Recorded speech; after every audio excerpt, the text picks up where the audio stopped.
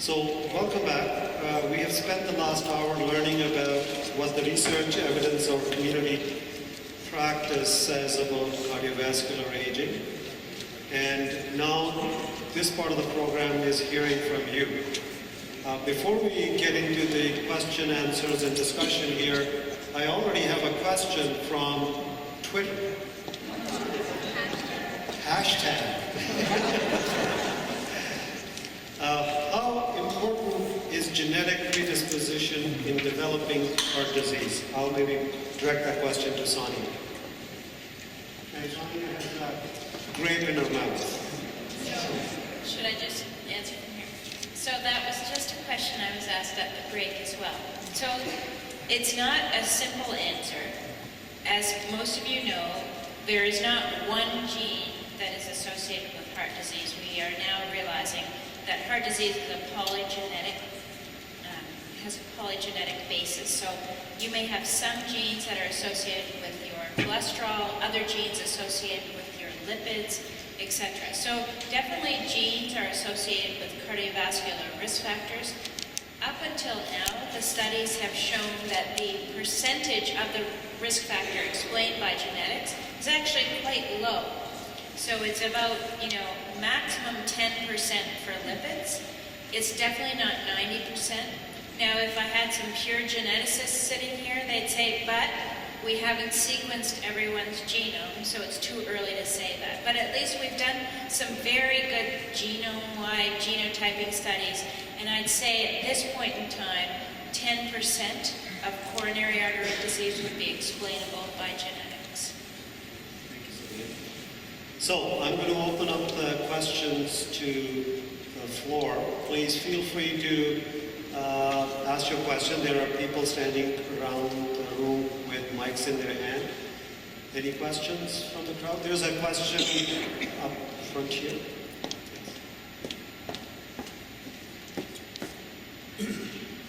This is addressed to, I've forgotten your name, the Y person.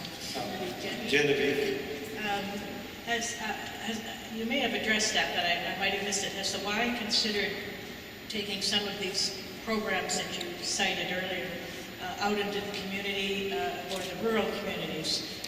In other words, to the churches or community centers where the cost would be less and it wouldn't be a requirement to belong to a Y, which for a rural person is usually quite far away and out of the question. Yeah, I think for sure we're trying to look at how to challenge the rural communities. For us, the challenge always is to deliver programs externally we don't necessarily have the equipment, and then program delivery actually becomes much more expensive taking everything out. What we are testing, I'll give you an example of something we're testing right now. We've got a program that was funded through US Steel. It's called Y on Wheels. And what we're finding is if there's a community in need, or a need that whether it's for kids programs or seniors programs or adult programs, they can go through Y on Wheels and request a program to be delivered. So for example, we've done in some local communities around here to test some things. We've done some walking programs, we've done some Zoom programs, and brought them actually right out to the community. So the staff and equipment go out. So we're trying to test that model a little bit. We're trying to get a better understanding right now. We've got the facilities there is trying to bring things on site where we've got the expertise of the health professionals coming in and all the equipment to get that underway. But for sure it's been identified we want to do some things to support more rural communities. So how would we find out about it in this program? What you could do is if you go on to the YMCA of Hamilton, Burlington, Brantford website and look up the Y on Wheels program, you can submit a request there. So it's something local in your community, that would be a great way to test it. And the staff, we would train that team to come out and actually deliver that program to your community. Genevieve, to people who don't have access to web or don't use web, is there another way to find that information? Twitter.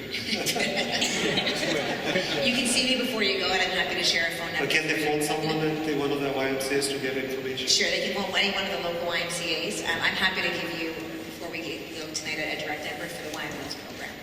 Thank you. Any other questions from there's a question back there. Hi, my name is May. I'm asking, I think perhaps Sonia,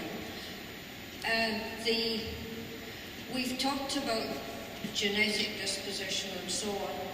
I'm wondering about people who have been in early life some sort of, I guess, social thing that, or something that led to them being poorly nourished in early life. I'm thinking that a lot of people who went through the Second World War, I believe there have been some studies on people from Holland or from camp survivors. I'm also thinking that people came out of the uterus sometimes malnourished, and what effect does that have in their later life in cardiac and other events? Thank you.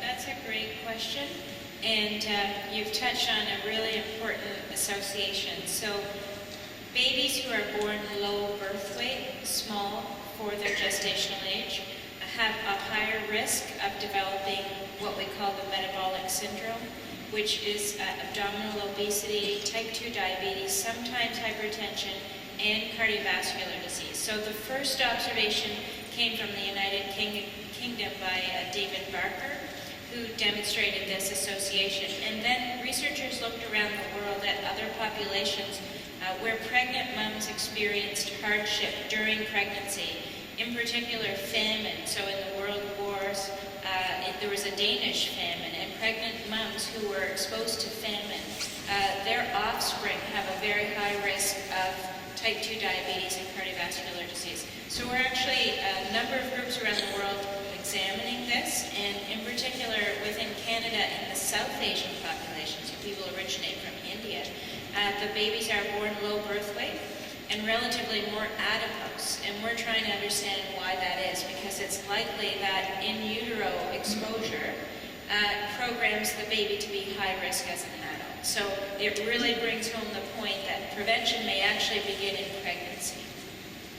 And there's also some of the evidence related to that. It is not the mother's health, but the grandmother's health actually can also impact what happens to the child and how the child ages. Other questions? Yes. Yeah, I just wondered how much regular exercise compensates for having a very sedentary desk job. Compensates for... Could you repeat that question? I have a desk job, so 9+ hours a day you're sitting. So regular exercise, I do that, but does that compensate for having a job where you do sit? Yeah. I'll just weigh in, but I'm sure Vince wants to too. That you touched on an important point as well, because just last year was a study demonstrating that even though you're sedentary during the day and then go to the gym at the end of the day and work out on the treadmill, that doesn't compensate for the impact of sedentariness. So exercise can compensate fully for your being sedentary during the day. So, there are lots of changes happening in the workplace. Some people, at least in the Netherlands now, they're using the standing desks or the treadmill desks. And certainly we recommend, if you do have a desk job, to get up, at least once an hour, go for, a 5-minute walk around your office and then sit back down.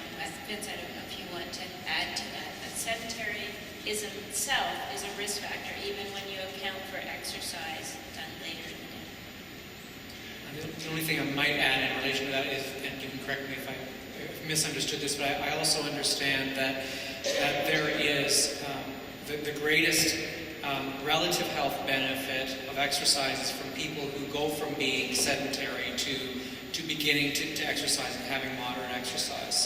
So even a moderate change can have a lot of impact, despite the overall issues that Sonia talked about. One thing I use is the little pedometers or Fitbits, those things. And we typically say try and get 10,000 steps in a day. And if you wear it and you get home at the end of the day after a sedentary job, you may only log 2,000 steps. So that's a real motivator to get out. I just do laps in my kitchen until I hit 10,000. There's another question. My question is not terribly well formed, but it has to do with early family mental health. And so in some ways it's akin to the epidemiological question that was asked about poor nourishment and deprivation. So we're in the 21st century, and I notice so many adults still smoking. ask myself, don't they get it? I mean, the message is there, it's on every cigarette package. And I'm wondering to what extent anybody knows about or has thought about linkages between early family mental health, either dysfunction or abuse, that would lead people to be not wanting to take care of themselves very well. Because smoking in the 21st century is obviously a sign of almost a quasi-suicide energy. Any comments? It's not about smoking that I'm asking, just that's the thing that triggered my thinking.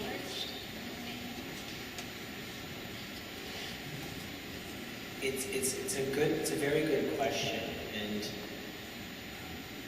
again, I see people towards the end of life, and sometimes looking back, we try to spend several hours with these folks because we're trying to understand all of the different issues that contribute to their current health and current health problems, and when you go back to their life story, that may certainly have something to do with it. Obviously, there are family histories of mental health issues, and so if there's a family history of mental health, this person is more likely to have depression or anxiety or even behaviors that are addictive. And really what happens towards the end of life is this thing called frailty, which is this vulnerability that some people get, sometimes earlier than others.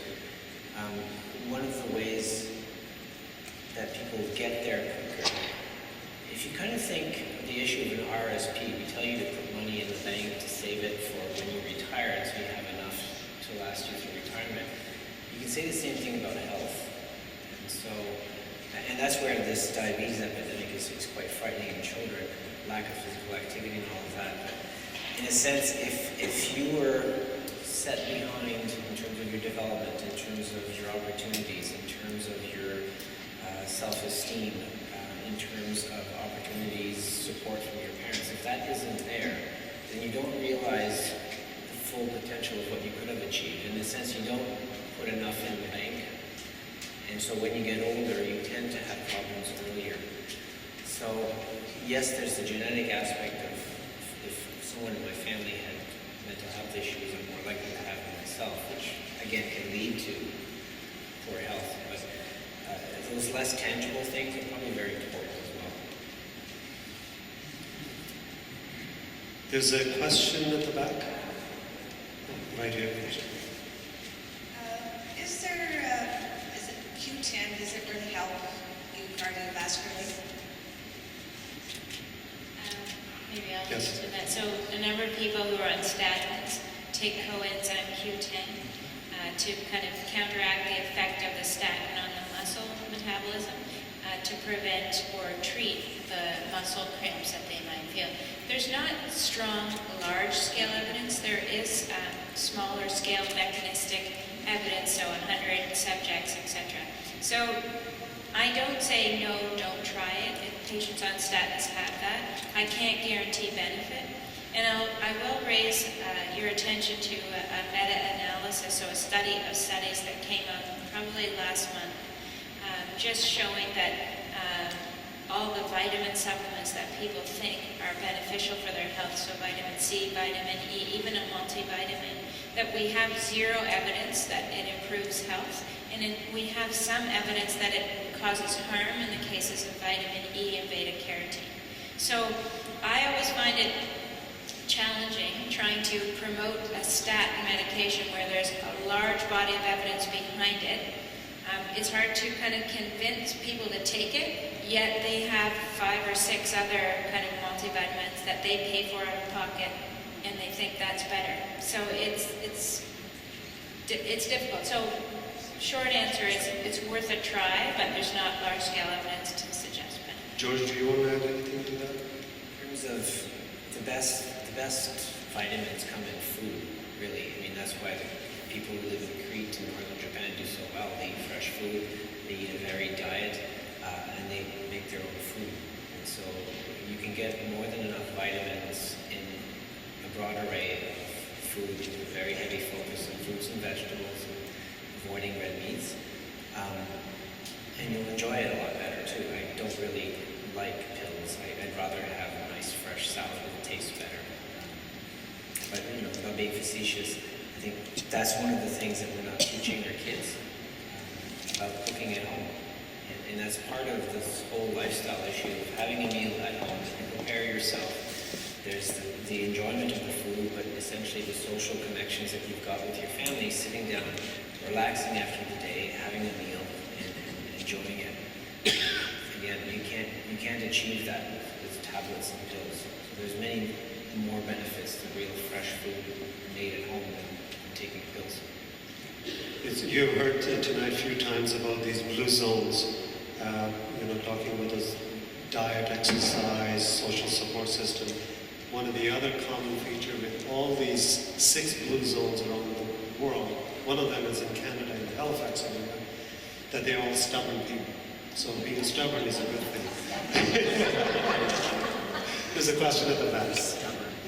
I'm looking at the road to cardiovascular disease and health, and I want to know if in our late 50s, is it too late to change the trajectory of where this is going? And if you have, I have way too many of them. So what can you do to try to get rid of some of these very scary kinds of things? I know the smoking is an easy one, I think, but not so easy for me to lose weight. So what kinds of advice do you give for people who are in their late 50s who want to be on the other side of the line? Start with Vincent. Vincent, do you want to comment on that? I think I would just say to that start where you're comfortable, whether it's with diet, whether it's with exercise. Small changes can have an impact, and they will accumulate over time. And I don't think it's ever too late for someone to make change. Probably the best advice is to start small and move from there and develop habits, right? If you develop healthy habits that you can continue over time, then over time they will have a cumulative net benefit for you. Genevieve, do you want to add something? No, again, I'll share maybe a little story. I think it's never too late. If we have that mindset of it being never too late, things can just get worse, and if it means that we can maintain. We had a woman that came into our program and had a lot of significant health. Actually, she came to us when she started in a scooter. Had diabetes, whole significant bunch of things going on. Over the course of a year and a half, lost 100 pounds, is now a certified fitness leader, leading instructors, not in her scooter anymore, came off all of her diabetes medication, and that's a lofty goal. I think when she came in, her goal wasn't, I'm going to lose 110 pounds. It was, I'm going to make a healthy choice every day. So today it's about getting up and walking for 10 minutes, and maybe tomorrow it'll be 15 to 20 minutes.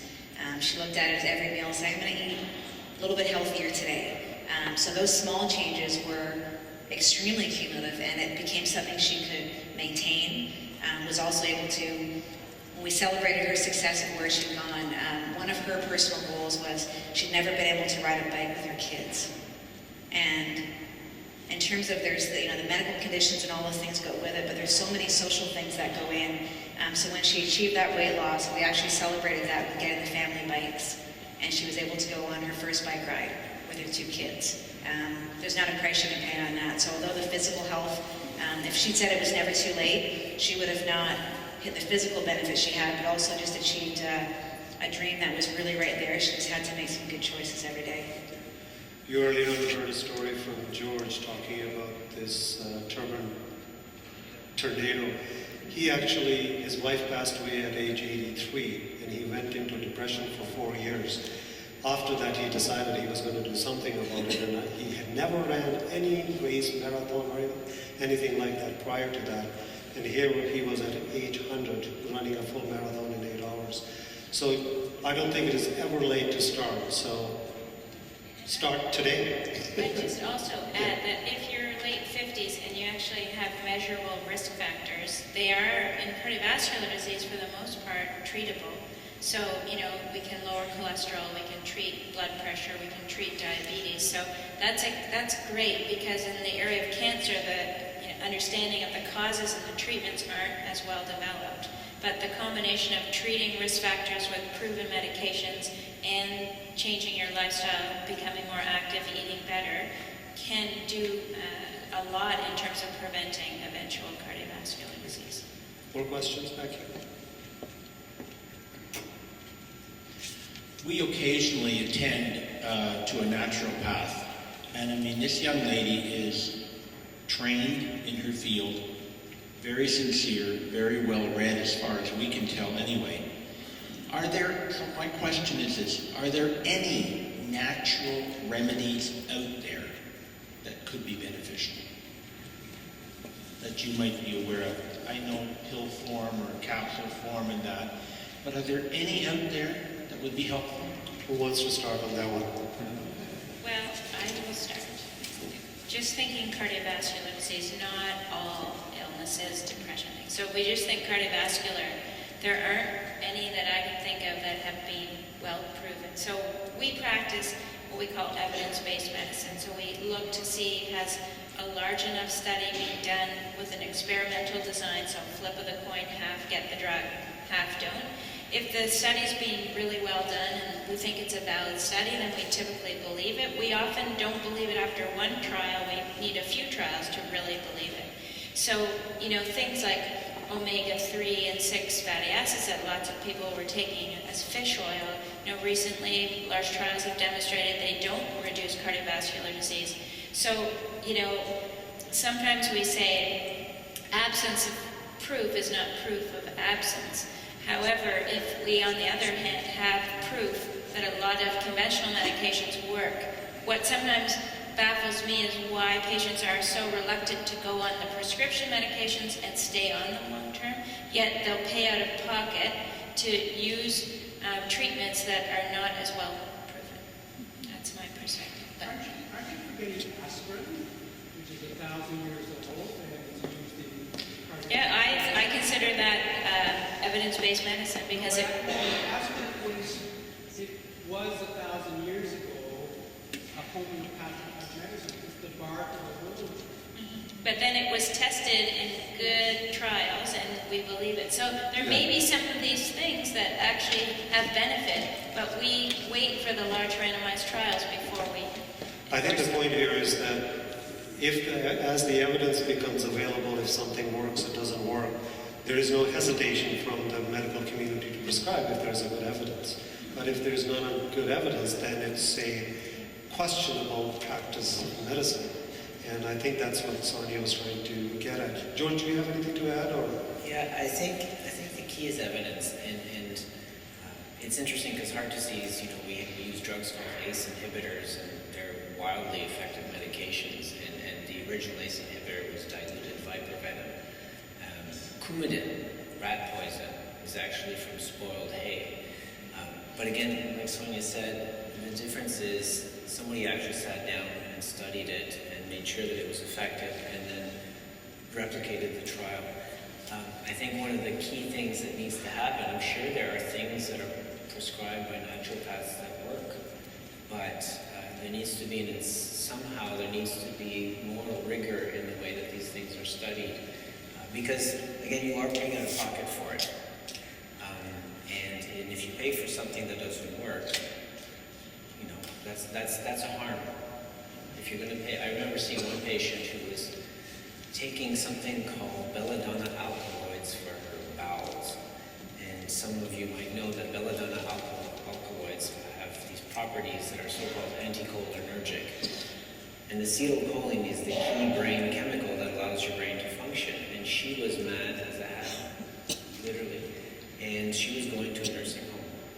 And we stopped all these things, and we diverted the nursing home admission. Again, not all naturopathic medicines are like that, but you want to know the pros and cons of the drug. And the only way to do that is to evaluate them rigorously. So again, I'm sure the naturopaths are great people, and they do provide really good advice. The issue is, if I'm going to prescribe something or make you pay for it, at least there should be some data to support it. The question back and then one in front here. Oh, there's one back there as well. Yeah, my question is regarding diet and specifically fats in diet. I'd like to know what the latest is on the types of fats and the quantity of fats you should have. I know for years it was thou shalt not have any cholesterol, and eggs have a lot of cholesterol, so we weren't allowed to eat eggs for a long time. Is that still the case? And what kind of fats basically should we have in our diets?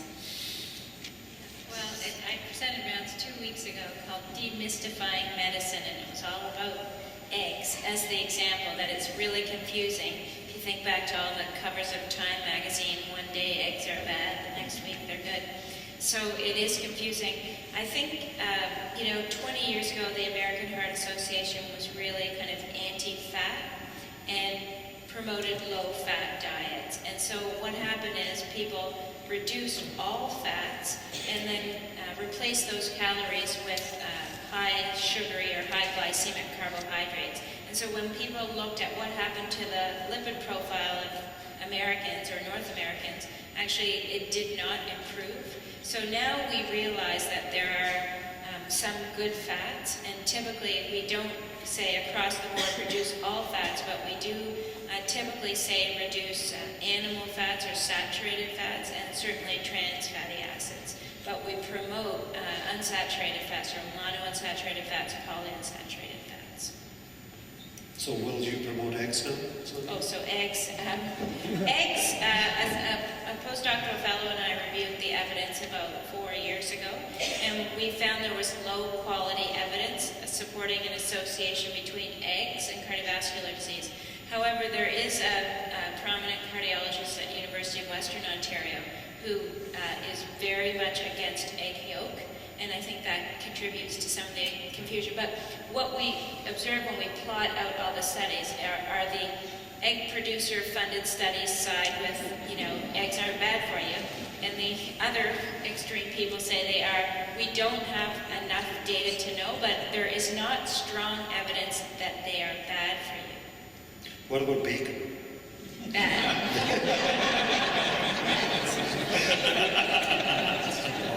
It's worth dying for. I'm sorry. In addition to the question I had back there, what percentage of our diet should then be fat? Yeah, I mean, it depends, again, on who you ask, but I think, and you can tell me what heart and stroke promotes, but I would say definitely less than 30% of your calories consumed by fat. Do you say anything? I say less than 10% saturated fat, but less than 30% of all. Yeah, I don't think we describe it in those terms. We recommend that people follow the Canada Food Guide as the guide to healthy diet. So it's more about having a balance and with an emphasis on fruit and vegetables. So let's go with less than 30%, right? There was a question back there, and then one question up here and another one here.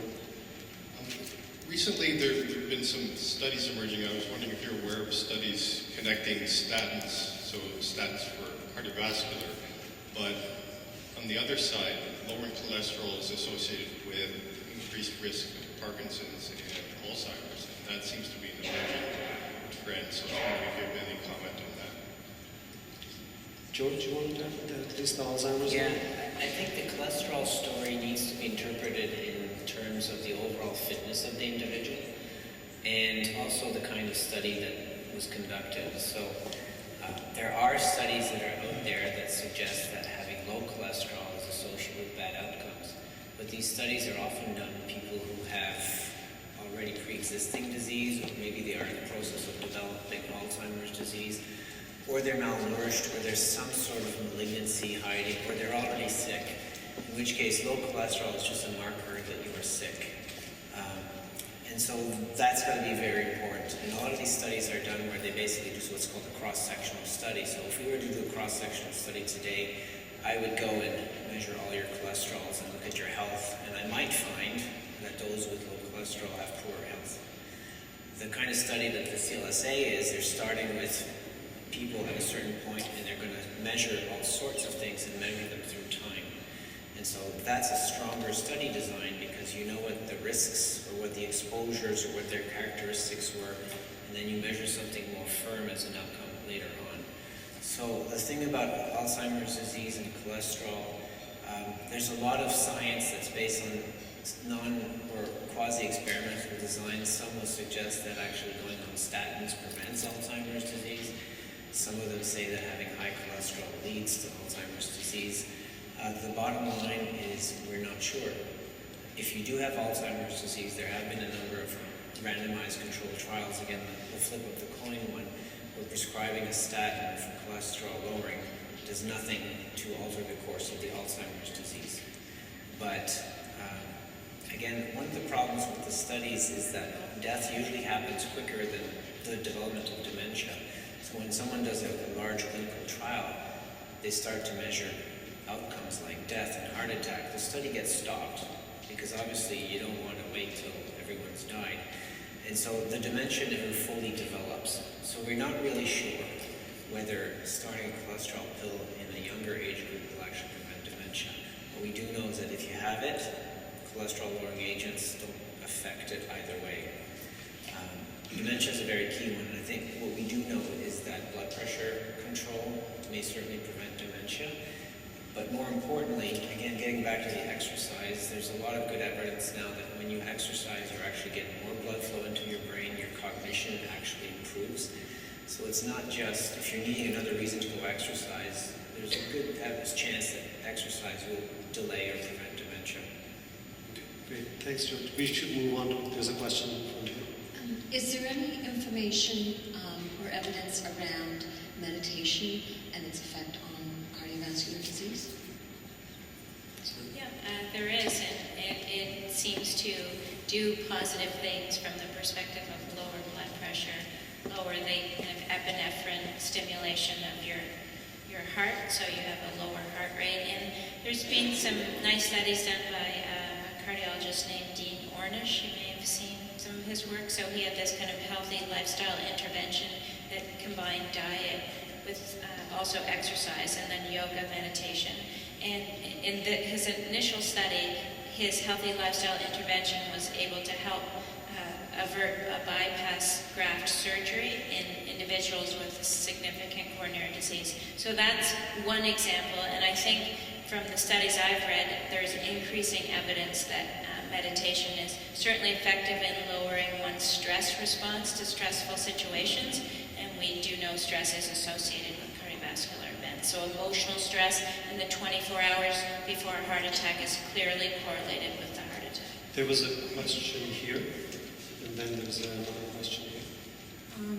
8.5 years ago, almost 9 years ago now, I became the primary caregiver for both of my folks who were in their, they were approaching, well, they were over 85, and both of them had health care issues at that time. My mom developed cancer, my dad had a serious heart attack. So anyway, my mom is now 96, she'll be 97 pretty soon, and the thing that I came to understand with both my mom and dad is that as they naturally became older, that something happened and they started to naturally lose interest in life. And I actually thought that that was a very healthy development in them. We're really not designed to last forever. And I think sometimes in your mid-40s and 50s, and anyone younger, they're not going to be able to appreciate that.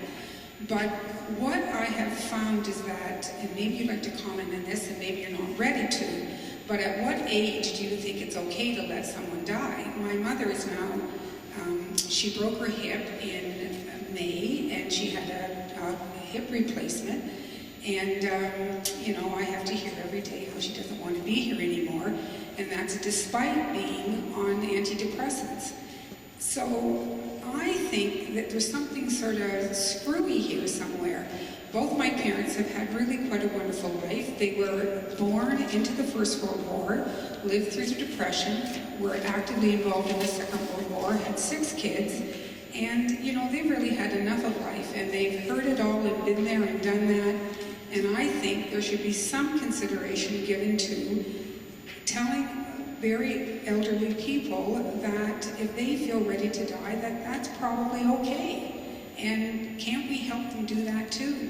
So yes, I'm very interested in maintaining health and fitness for myself because I think it makes me more useful to people and it certainly brings pleasure to me. But I think that we should look at the other way. Sure, there's the odd person who's 100 and out there, running a marathon, but for most of the people that I am involved with in seniors' residences and assisted living, when they are into their early 90s, they are ready. And so why can't we talk about that too? Well, just to intervene, we should keep this answer short. Maybe we will organize another scientific cafe like that on that topic sometime in the near future, because it's a big topic. And just to add to, you're right, we give examples of successful agers, but there are people who struggle with it. And I think that's the 20 to 25% of the population we were talking about, that we have to figure out what type of care to provide them in the best fashion. George?